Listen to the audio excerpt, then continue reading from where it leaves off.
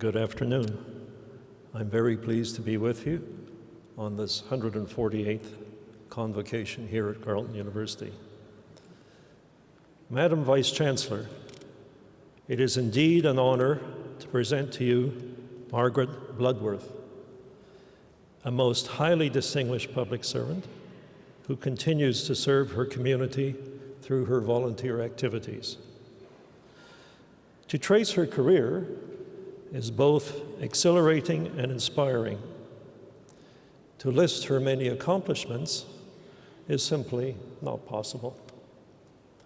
However, all stories have a beginning, and hers was in Winnipeg, where she was born, raised and educated university, and attended university, receiving a BA from the University of Winnipeg, a certificate in education from the University of Manitoba, followed by a Bachelor of Laws from our neighboring university down the Canalway.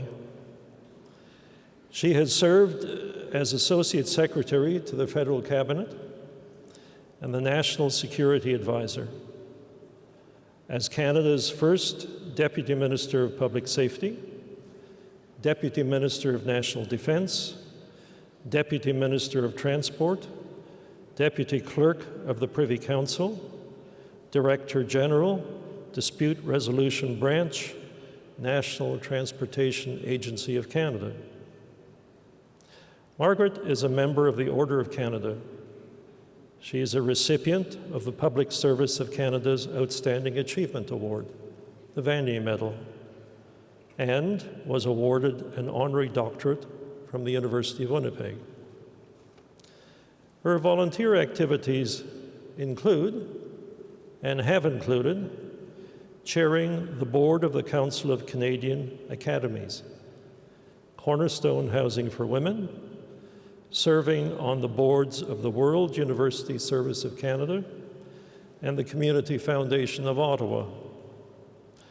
But I have naturally saved the best for last.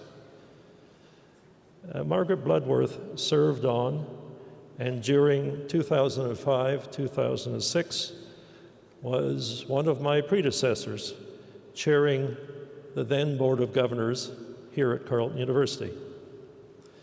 Her leadership is inspiring, her service simply outstanding. Canada and Carleton University are most fortunate to have benefited from her intelligence, experience, and extraordinary dedication.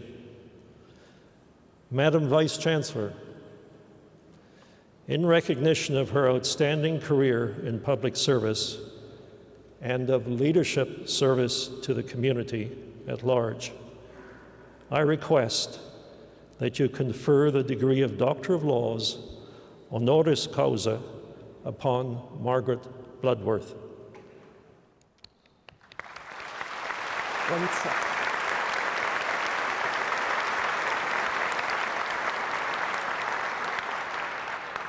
By virtue of the authority vested in me by the Faculty Senate and the Board of Governors, I hereby bestow upon you the degree of Doctor of Laws, honoris causa, with all the rights, privileges, and responsibilities thereto pertaining.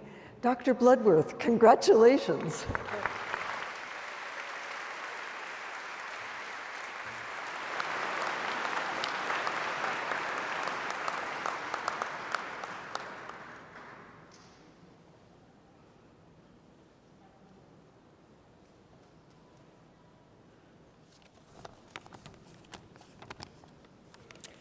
Good afternoon. Madam Vice Chancellor, Chair of the Board, graduands, and honored guests. I first want to express my sincere gratitude for the honor the University is conferring on me today. I can't tell you how astonished and delighted I was to receive Roseanne Runte's call, informing me of the Senate's decision to confer an honorary degree on me. Carleton University has a proud and distinguished history in this community, and indeed it arose out of a grassroots desire in this community for such an institution. And I'm humbled and honored to become a small part of this institution through today's ceremony. Secondly, I want to congratulate every one of the graduates here today and their families. You've worked hard to get here, and you should certainly take the opportunity to celebrate your achievement. I know some of you will be thinking, and perhaps worrying a little about what is next. But please try and put that aside today and take time to savor what you have achieved. It's important to remind ourselves of our achievements from time to time. I'm particularly pleased that this honorary degree is being awarded at a graduation ceremony for students who have chosen to focus a significant part of their education on some aspect of public service, as many of you have. Following my retirement from the federal public service, I continued to be committed to public service through various volunteer jobs. Those of you graduating today will no doubt end up in many different types of careers, both inside and outside of government, public and private sector, not-for-profit, charitable community organizations. But you've already shown your interest and commitment to some form of service to your community. And by that I include this city, this country, and indeed the world, through the education you have chosen to pursue. Please continue to do that in whatever path you follow in the years ahead. Now, it's traditional in a speech on such an occasion to offer some wise and profound advice to the graduates. I have to tell you, I'm very leery of doing so. First, because the older I get, the less certain I am of knowing what other people should do. I can assure you I would have had no problem doing that at 18, but I am much less certain of that today. And secondly, because often such advice is really a description of what we wish we had done at your age, and which may or may not be right for you. So I thought instead I would do in the few minutes I have, next few minutes, I would offer you 3 lessons I have learned since the end of my formal education, my university days. And the first lesson is that plans are great, but they almost never unfold exactly as you planned them. When I graduated from university, not only did I not have any idea of becoming a deputy minister, I don't think I even knew what a deputy minister was.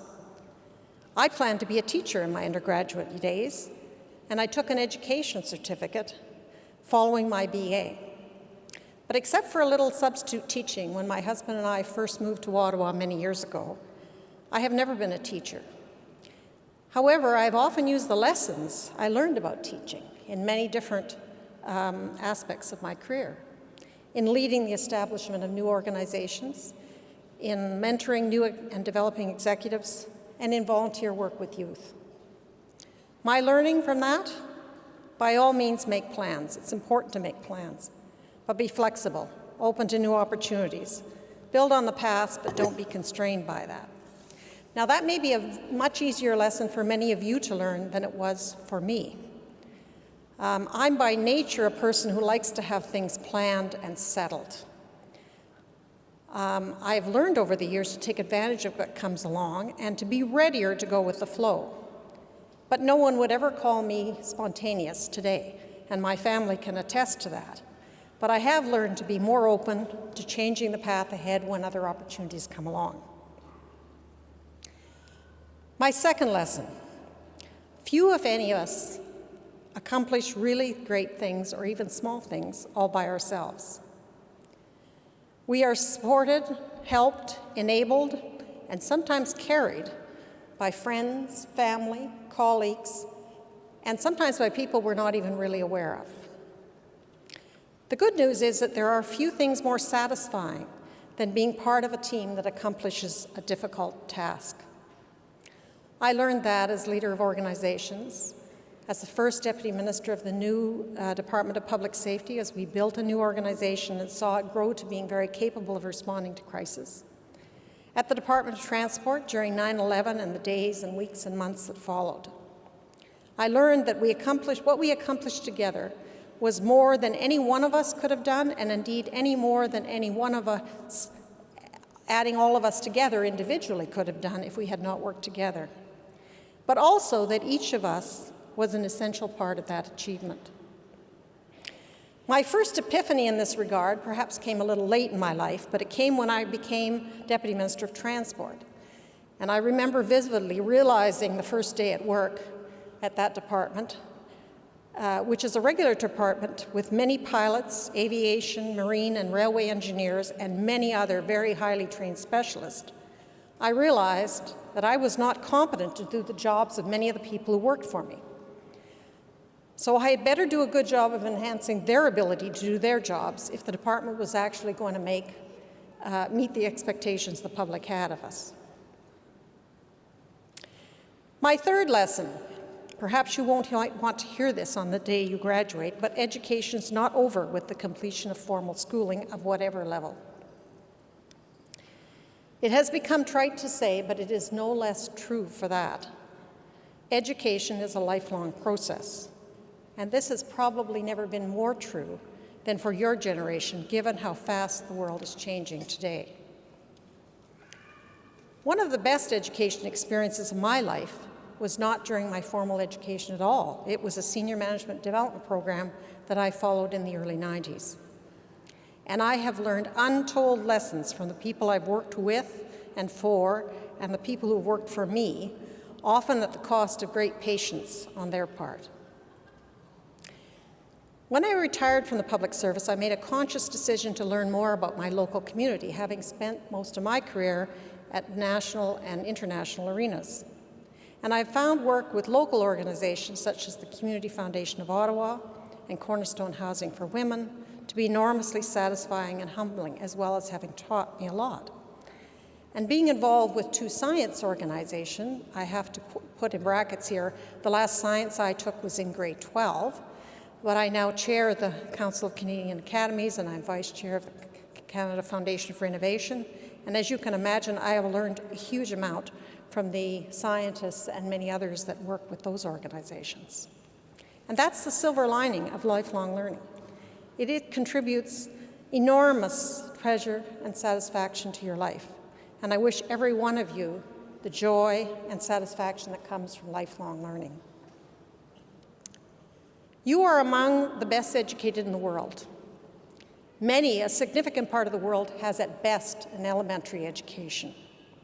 And by any measure, you live in one of the best countries and one of the richest countries in the world.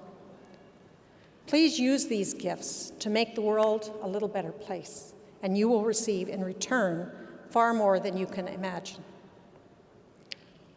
Thank you again to the university for this honor, and I wish all of you graduating today the very best in whatever path you choose to follow in the years ahead. Thank you again.